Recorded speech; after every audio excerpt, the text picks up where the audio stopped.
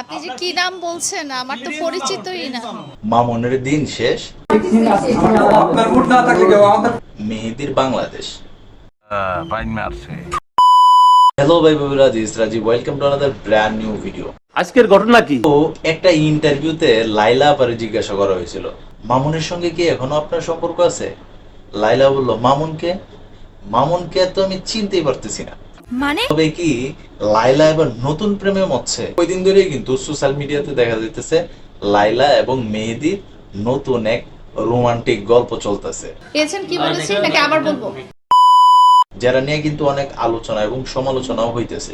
আমার মনে হয় মামুন রে সাইরা এবার লাইলা নতুন প্রেমে মরছে মেহেদির সঙ্গে।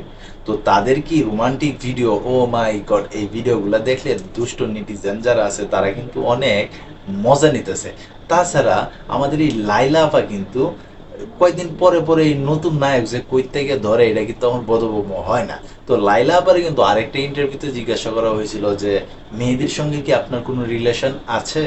তখন লাইলা কিন্তু বলছে না, এগুলো হচ্ছে সব স্ক্রিপ্টেড, কারণ এইগুলা আমরা প্ল্যানিং করে এই ধরনের ভিডিও তৈরি করি।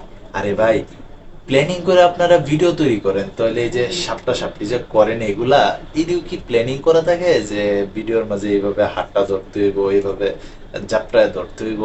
তো আপনারা আপনাদের লাইফ ডিসাইড করবেন যে আপনারা কেমনে চলাফেরা করবেন।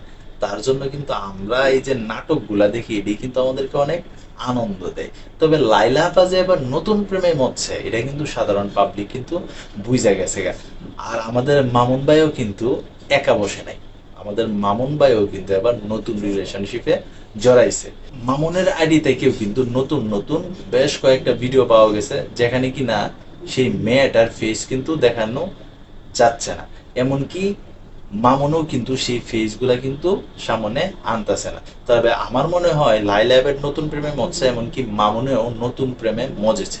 তো তোমরা যারা এতক্ষণ কষ্ট করে ভিডিওটা দেখছো, তোমাদের কাছে কি মনে হয় লাইলা কি এবার নতুন প্রেমে মজেছে কিনা অবশ্যই তোমরা কমেন্ট বক্সে জানাতে পারো। আর তাছাড়া তোমরা যারা এই ধরনের ভিডিও দেখতে পছন্দ করো অবশ্যই চ্যানেলটাকে সাবস্ক্রাইব করে পাশে থাকতে পারো।